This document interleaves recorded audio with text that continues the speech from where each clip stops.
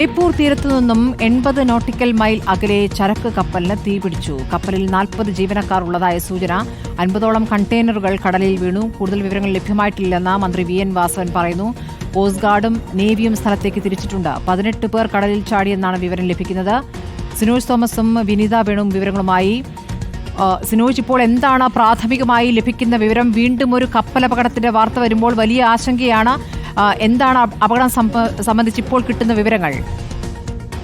സ്മൃതി, Kozhikode ബേപ്പൂരുള്ള cost ഗാർഡിന് കിട്ടുന്ന വിവരം എന്ന് പറയുന്നത് ബേപ്പൂർ തീരത്തു നിന്ന് ഏകദേശം 80 നോട്ടിക്കൽ മൈൽ അകലെ വെച്ച ഒരു ചരക്ക് കപ്പലിന് തീപിടിച്ചിട്ടുണ്ട്. Cost ഗാർഡിന്റെ ബേപ്പൂരുള്ള mini ഷിപ്പുണ്ട്. ആ ഷിപ്പിനോട് എത്രയും വേഗം സംഭവ സ്ഥലത്തേക്ക് പോകാനുള്ള നിർദ്ദേശമാണ് നൽകിയത്. അത് പ്രകാരം കോഴിക്കോട് ബേപ്പൂർ തുറമുഖത്തുള്ള കോസ്റ്റ് ഗാർഡിന്റെ ജീവനക്കാർ ആ ഭാഗത്തേക്ക് തിരിച്ചു എന്നാണ് നമുക്ക് ഇവിടെ നിന്ന് ഔദ്യോഗികമായി ലഭിച്ചിരിക്കുന്ന വിവരം. കൂടുതൽ വിവരങ്ങൾ എന്ന് പറയുന്നത് കൊളംബോയിൽ നിന്ന് മുംബൈക്ക് പോയിരിക്കുന്ന ചരക്ക് കപ്പലാണെന്നാണ്. കപ്പലിൽ 40 ജീവനക്കാർ ഉണ്ട്. 50ഓളം കണ്ടെയ്നറുകൾ കടലിൽ വീണു എന്ന വിവരവുമുണ്ട് എന്നുള്ള സൂചനകളാണ് ഇപ്പോൾ ലഭിക്കുന്നത്. 650 കണ്ടെയ്നറുകൾ കപ്പലുണ്ടായിരുന്നെന്നാണ് വിവരം. എന്ത് ചരക്കുമായി പോയ കപ്പലാണ് എന്നതടക്കമുള്ള കാര്യങ്ങളിൽ കൂടുതൽ വിവരങ്ങൾ അറിയേണ്ടതുണ്ട്. വിനീത വേണു കൂടിയുണ്ട്. വിനീത, ഇപ്പോൾ 50ഓളം കണ്ടെയ്നറുകൾ കടലിൽ വീണു എന്ന വിവരം കൂടി ലഭിക്കുകയാണ്. ഇപ്പോൾ ഒരു അപകടത്തിന്റെ ആഘാതത്തിൽ നിന്നും തീരമേഖല മാറിയിട്ടില്ല. അപ്പോഴാണ് അടുത്ത സംഭവം ഉണ്ടാകുന്നത്. എന്താണെന്ന് ഇപ്പോൾ നമുക്ക് കിട്ടുന്ന വിവരം, വിനീത? സ്മൃതി, അല്പം മുൻപ് ഞാൻ തുറമുഖ മന്ത്രി വി.എൻ. വാസവനുമായി സംസാരിച്ചിരുന്നു. അദ്ദേഹത്തിന് ഇതേക്കുറിച്ച് സ്ഥിരീകരിച്ച വിവരങ്ങൾ ലഭിച്ചിട്ടില്ല. ഇത് കപ്പലിന് തീ പിടിച്ചു എന്ന് അദ്ദേഹം സ്ഥിരീകരിക്കുന്നുണ്ട്. കൂടുതൽ വിവരങ്ങൾ ലഭ്യമാകുന്നേ ഉള്ളൂ. ഏതായാലും വാൻഹായ് 503 എന്ന സിംഗപ്പൂർ കപ്പലാണ് അപകടത്തിൽപ്പെട്ടതെന്നുള്ള വിവരങ്ങൾ വരുന്നു. നിരവധി തവണ കപ്പലിൽ ഈ തീപിടുത്തത്തിന് പിന്നാലെ നിരവധി തവണ പൊട്ടിത്തെറികൾ ഉണ്ടായി എന്ന വിവരമാണ് വരുന്നത്.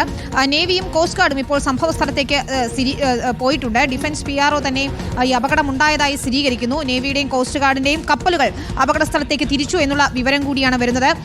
ഇതിൽ 40 ജീവനക്കാർ ഉള്ളതായാണ് വിവരം. അതിൽ 18 പേർ കടലിൽ ചാടി എന്ന സ്ഥിരീകരിക്കാത്ത വിവരങ്ങൾ വരുന്നുണ്ട്. അതായത് രക്ഷപ്പെടാനായി 18 പേർ കടലിലേക്ക് ചാടി എന്ന വിവരം വരുന്നു. 22 പേർ ഇപ്പോഴും കപ്പലിലുണ്ട് എന്നുള്ള വിവരം കൂടിയാണ് വരുന്നത്. ഇവരെ ഡ്രോണിയർ വിമാനങ്ങൾ ഉൾപ്പെടെ ഉപയോഗിച്ചുകൊണ്ട് രക്ഷിക്കാനുള്ള ശ്രമം നടക്കുന്നു എന്നുള്ള വിവരങ്ങളാണ് വരുന്നത്. 50 കണ്ടെയ്നറുകൾ ഇതിൽ കടലിലേക്ക് നിലവിൽ വീണിട്ടുണ്ട്.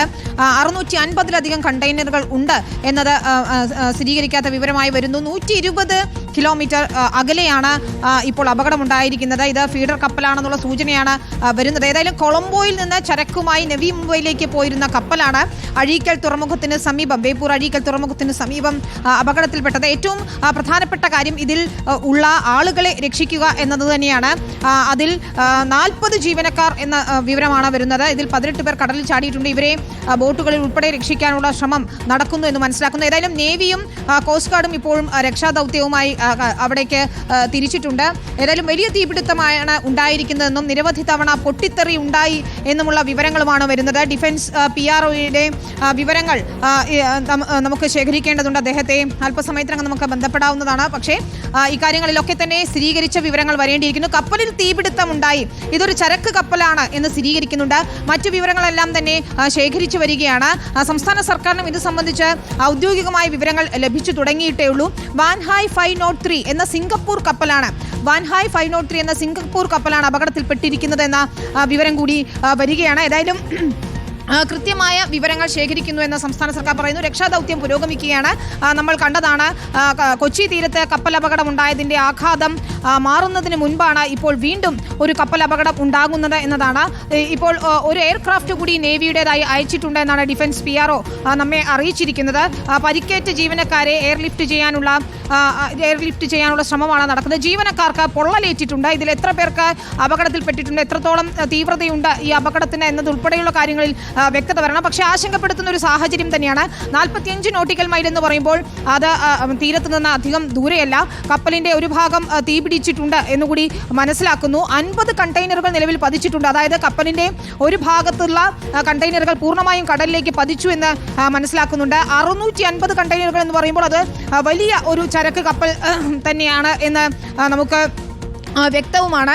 ഏറ്റവും പ്രധാനപ്പെട്ട കാര്യവും അത് തന്നെയാണ്. ഇനിയിപ്പോൾ നമുക്ക് ദുരന്ത നിവാരണ അതോറിറ്റി ഉൾപ്പെടെയുള്ളവരുമായി ബന്ധപ്പെടണം. അവർക്ക് എന്തൊക്കെ വിവരങ്ങളാണ് ലഭിച്ചിരിക്കുന്നത് അറിയാം. ശേഖർ കുര്യാക്കോസ് ദുരന്ത നിവാരണ അതോറിറ്റി മെമ്പർ സെക്രട്ടറിയെ നമ്മൾ ശ്രമിച്ചിരുന്നു. അദ്ദേഹമാണ് അന്ന് നമുക്ക് ഇത് സംബന്ധിച്ച കൃത്യമായ വിവരങ്ങളൊക്കെ തന്നെ നൽകിയിരുന്നത്. അദ്ദേഹവുമായി വിവരങ്ങൾ തേടാൻ ശ്രമിക്കുന്നുണ്ട്. ഏതായാലും നിർണായകമായ വിവരം തന്നെയാണ് അപകടത്തിൻ്റെതായി വന്നുകൊണ്ടിരിക്കുന്നത്.